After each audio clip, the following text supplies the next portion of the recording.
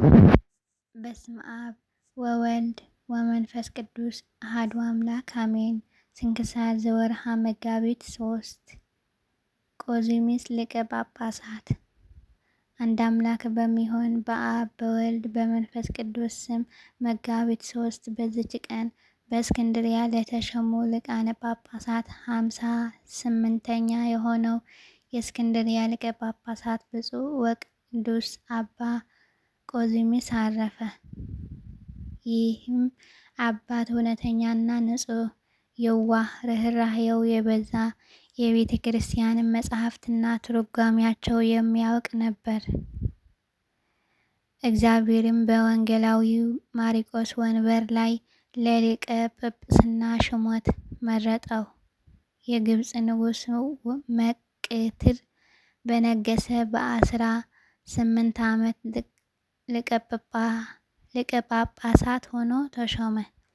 በተሾመም ጊዜ የክብር ባለቤት የጌታችን ኢየሱስ ክርስቶስን መንጋዎች በፈሪሃ እግዚአብሔርና በጥበብ ጠበቃቸው። ለእርሱም ከሚገባው ከግብሩ ገንዘብ የሚተርፈውን ለጦም አዳሪዎች ይሰጣቸው ነበር። ደግሞም ቤተ ክርስቲያን ሕንፃ ማሰሪያ ያወጣ ነበር። መልካም ተጋድሎውንም ባየ ጊዜ ሰይጣን ያለ ሐዘን አልተወውም።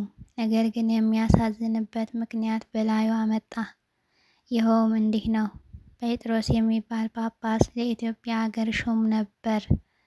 አባ ጴጥሮስም ወደ ኢትዮጵያ በደረሰ ጊዜ ጥቂት ዘመን በሰላም ኖረ። ከዚህም በኋላ የኢትዮጵያ ንጉሥ ታመመ። አባ ጴጥሮስንም ጠርቶ ሁለቱንም ልጆቹን አቀረበ። ዘውዱንም ከራስ ላይ አንስቶ ለአባ ጴጥሮስ ሰጠው። እነሆ እኔ ወደ ክብር ባለቤት ወደ ጌታ ኢየሱስ ክርስቶስ ሄዳለሁ። እነሆም ሁለቱ ልጆቼ በፊትህ ናቸው። አንተም ለመንግስት የሚሻውን አውቀህ ከሁለቱ አንዱን ከኔ በኋላ አንግስ አለው። ንጉሱም ካረፈ በኋላ ጳጳሱ፣ መኳንንትና የጦር ሰራዊቱ አለቆችና የመንግስት ሰራዊት አለቆች ተማከሩ። እርስ በርሳቸውን ለመንግስት የሚሻል የሚያንሰውን ነው ተባባሉ። ጳጳሱ አባ ጴጥሮስም ታናሹን የንጉሥ ልጅ ቀብቶ አነገሰው። በኢትዮጵያ መንግስት ዙፋን ላይም አስቀመጠው። ጥቂት ዘመንም በሰላም ኖረ። በዚያም ወራት ከሶርያ አገር በሆነው በሁለቱ መነኮሳት ልብ ሰይጣን አደረ። ከአባ እንጦንስ ገዳም እስከሚደርሱ ከቦታ ወደ ቦታ ይዞሩ ነበር። በዚያም በአባ እንጦንስ ገዳም ጥቂት ቀኖች ተቀመጡ። ስለ ስራቸውም ክፋት አባረሯቸው። ከዚህም በኋላ አንዱ ጳጳስ ሁለተኛውም ረዳት ሊሆን እርስ በርሳቸው ተስማሙ። ተነስተውም ወደ ኢትዮጵያ ደረሱ። የሐሰት ጽሑፍንም ጻፉ። ያ ጽሑፋቸውም እነርሱ ከእስክንድርያው ሊቀ ጳጳሳት ከአባ ቆዚሚስ ዘንድ ተሹመው እንደመጡ የሚገልጽ ነበር።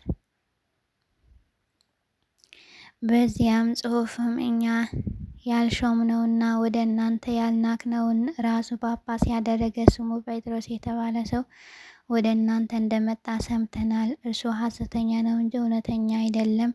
ይህ ጽሑፍ ይዞ የሚወጣው ግን ስሙ ሚናስ የሚባል ጳጳስ በእውነት እኛ የሾምነውና ወደ እናንተ የላክነው እውነተኛ ነው አሉ። ሁለተኛም እንዲህ ብለው ጻፉ። ጳጳሱ ጴጥሮስ ታላቁን ትቶ ታናሹን የንጉሥ ልጅ አነገሰው። ይህም የማይገባ ነው፣ አመፅ ነውና። እልህም ክፉዎችና ሐሰተኞች ሁለቱ መነኮሳት ሚናስና ፍቅጦር የሐሰት ጽሑፋቸው ሳይጽፉ ወደ ጳጳሱ ጴጥሮስ ደርሰው ወርቅ ይሰጧቸው ዘንድ ፈለጉ። እርሱም ምንም አልሰጣቸውም። ይህንንም የከፋ የረከሰ ስራ ሰይጣን አስተማራቸው። የሐሰት ደብዳቤም ጽፈው ወደ ታላቁ የንጉሥ ልጅ ወሰዱ።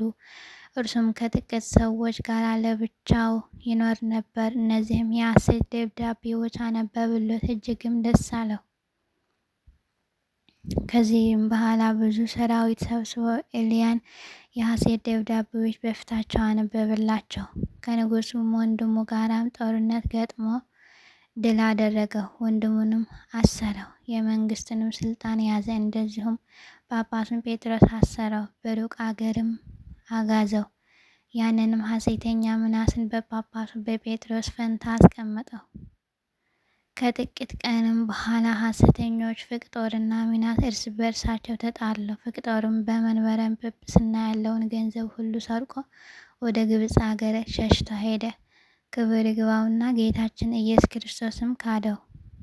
ከመንበረ ጵጵስናውም የሰረቀውን ገንዘብ ሁሉ እግዚአብሔር የማይወደውን ስራ በመስራት አጠፋው። ሊቀ ጳጳሳት ቆዝሞስም ሐሰተኛ ምናስ ያደረገውን በሰማ ጊዜ እጅግ አዘነ። ደብዳቤም በመጻፍ አውግዞ ለየው። የኢትዮጵያ ንጉሥም ሰምቶ እጅግ አዘነ። ሐሰተኛው ምናስን ይዞ ገደለው። ጳጳሱ ጴጥሮስም ከተሰደደበት ይመልሱ ዘንድ መልእክተኞችን ላከ፣ ግን ሙቶ አገኙት። ይህም ነገር በሊቀ ጳጳሳት በቆዝሞስ ዘንድ ተሰማ። ሁለተኛ ጳጳስ አልሾሙላቸውም። ከእርሱም በኋላ የነበሩ ሊቃነ ጳጳሳት አባ መቃርስ፣ አባ ታውፋንዮስ፣ አባ ሚናስ፣ አባ አብርሃም በእነዚህ ዘመን ከ911 ዓመተ ምህረት እስከ 995 ዓመተ ምህረት ድረስ ለ84 ዓመታት ያህል ለኢትዮጵያ ሰዎች ጳጳስ ተሽሞ አልተላከላቸውም። የኢትዮጵያ ንጉሥ ግን የጳጳሱ የጴጥሮስ ረዳት የነበረው ወስዶ በመምህርህ ፈንታ ጳጳስ ሆነህ ተቀመጥ አለው። እርሱም እኔ ጳጳስ ሊሆን አይገባኝም፣ የሐዋርያትም ሥራ አስተላልፌ ይህን ልሰራ አይቻለኝም። ግን ልቀቀኝና ወደ ግብፅ ልሂድ፣ ጳጳስ እንድሾምላችሁ ሊቀ ጳጳሱን እለምነዋለሁ።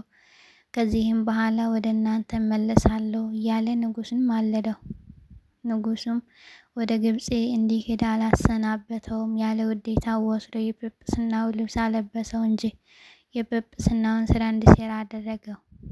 አባ ቆዝሞስም እጅግ ሸመገለ። የሽሞትም ዘመን ድህንነትና ሰላምን የተመላ ነበር። በወንጌላዊ ማርቆስ ወንበር 12 ዓመት ኖረ፣ በሰላምም አረፈ። እግዚአብሔርም በጸሎቱ ይማረን ለዘላለሙ አሜን።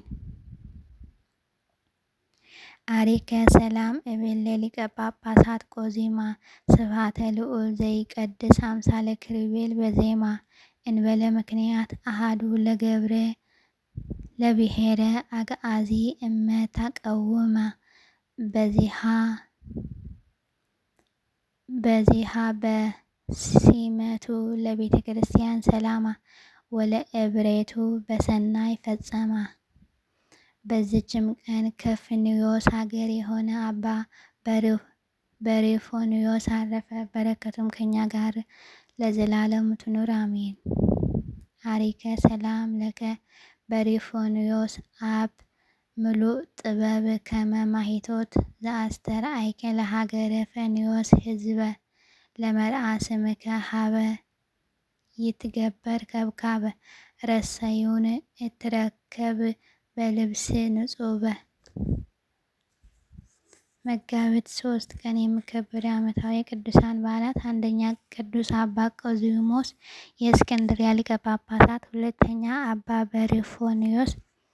ወርሃዊ በዓላት፣ በዓታ ለእግዝእትነ ማርያም ድንግል ወላዲተ አምላክ፣ ሁለተኛ ቅዱሳን ኢያቄም ወሐና፣ ሶስተኛ ቅዱሳን ሊቃነ ካህናት አበው ዘካርያስ እና ስምዖን፣ አራተኛ አባ ልባኖስ ዘመጣዕ፣ አምስተኛ አቡነ ዜና ማርቆስ፣ ስድስተኛ አቡነ መድኃኔነ እግዚእ ዘደብረ በንኮል። ነገር ግን ወንድሞች ሆይ እናንተ የተማራችሁትን ትምህርት የሚቃወሙትን መለያየትና ማሰናከያን የሚያደርጉትን ሰዎች እንድትመለከቱ ለምናችኋለሁ። ከእነርሱ ዘንድ ፈቀቅ በሉ። እንዲህ ያሉትን ለገዛ ሆዳቸው እንጂ ለጌታችን ለኢየሱስ ክርስቶስ አይገዙምና በመልካምና በሚያቆላምጥ ንግግር ተንኮል የሌለባቸው ሰዎች ልብ ያታልላሉ። ሮሜ ምዕራፍ 16 ቁጥር 17። አሜን። ዘአቅረብኩ ማሕሌተ ዘክርያ ይላፈ መለ ተጸምዱ ከዘልፈ ለላ አነበብ ተከብ ዘንድቴ መጽሐፈ እንተረሰይ ከእግዚኦ ጸሪቀ መበለት ውኩፈ እምእለ አብኡ ብኡላን ዘተርፈ ነቢያት ቅዱሳን ሐዋርያት ሰባክያን ሰማዕት ወጻድቃን ወመላእክቲ ትጉሃን ደናግል አዲ ወመነኮሳት ሄራን ባርኮ ባርኮ ጉባኤ ዛተ መካን እስከ አረጋዊ ልሄቅ ወንዑስ ሕፃን ለዛ አጽሐፎ በክርሳት ወለዛ አጽሐፎን ዘይደርስ ለዛ አንበቦ ወለዘ ተርጎሞ በልሳነ ሐድስ ወለዘ ሰማ ቃለ በኢዝነ መንፈስ በጸሎተ እሙ ማርያም አራቂተ ኩሉም ባይሳ ሀቡረ ይምሐረነ ኢየሱስ ክርስቶስ። ጌታ ሆይ ከብልጽግናቸው ብዛት የተነሳ ብዙ መባ ካገቡት ይልቅ የድሃይቱን አነስተኛ መባ እንደተቀበለ ለሁል ጊዜ የሚያገለግሉ ኃይላፍ መላእክትን እያሳሰብኩ በችግሬ ጊዜ የማቀርብልህ ምስጋና ተቀበል። እናንተም ቅዱሳን ነቢያት፣ የወንጌል ሰባኪያን ሐዋርያት፣ ሰማዕታትና ጻድቃን፣ ትጉሃን መላእክት፣ ፍጹማን ደናግል እንዲሁም ደጋጎች መነኮሳት ሆይ ልጅ አዋቂ ሳይለይ የምንሰበሰብበት የጉባኤ ቦታ ባርኩ። ይህን መጽሐፍ ወረቀት አዘጋጅቶ ብራና ደምጦ የጻፈውና ያጻፈውን ከግዕዝ ወደ አማርኛ የተረጎመውን ቃለ ንባቡን በእርጋታ መንፈስና በተመስጦ ሕሊና ያዳመጠ በደለኛን ሁሉ በምታስን በጌታ እናቱ በማርያም ጸሎት ኢየሱስ ክርስቶስ በአንድነት ይማረን፣ አሜን። ወስብሐት ለእግዚአብሔር ወለ ወላዲቱ ድንግል ወለ መስቀሉ ክቡር። ይቆየን፣ አሜን። አቡነ ዘበሰማያት